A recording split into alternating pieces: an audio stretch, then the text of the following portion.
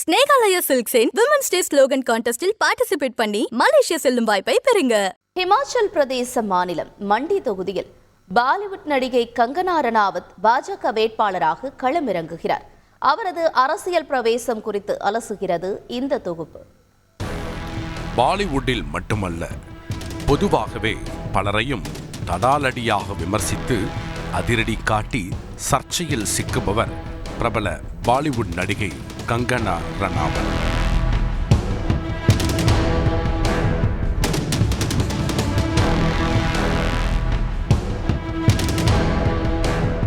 அரசியலிலும் தடாலடியான கருத்துக்களை கூறி வந்த கங்கனா ரனாவத்திற்கு எதிர்வரும் மக்களவைத் தேர்தலில் ஹிமாச்சல் பிரதேச மாநிலம் மண்டி தொகுதியில் போட்டியிட பாஜக வாய்ப்பு வழங்கியிருக்கிறது.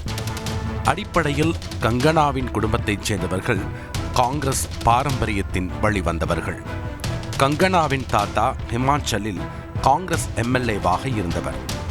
இப்படி காங்கிரசுக்கு ஆதரவாக இருந்த குடும்பம் பாஜக பக்கம் சாய காரணமாகியது கடந்த 2020ஆம் ஆண்டு நடந்த சம்பவம். மும்பையில் கங்கனா ரனாவத்திற்கு சொந்தமான பங்களாவின் ஒரு பகுதியை விதிமீறல் புகாரில் அன்று காங்கிரசுடன் கூட்டணியில் இருந்த சிவசேனா தலைமையிலான அரசு இடித்து தள்ளியது.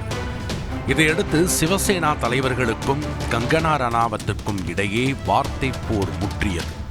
தொடர்ந்து பல மிரட்டல்களுக்கு ஆளான கங்கனாவுக்கு Y+ பாதுகாப்பு வழங்கியது மத்திய உள்துறை அமைச்சகம்.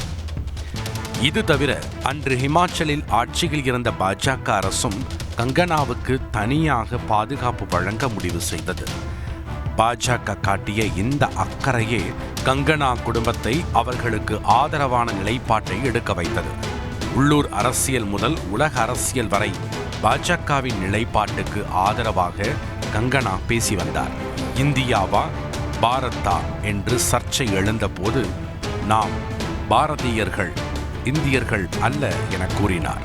அதோடு ஹமாஸ் அமைப்பை ராவணனோடு ஒப்பிட்ட கங்கனா இஸ்ரேல் தூதரை சந்தித்து போரில் இஸ்ரேலுக்கும் ஆதரவு தெரிவித்தார்.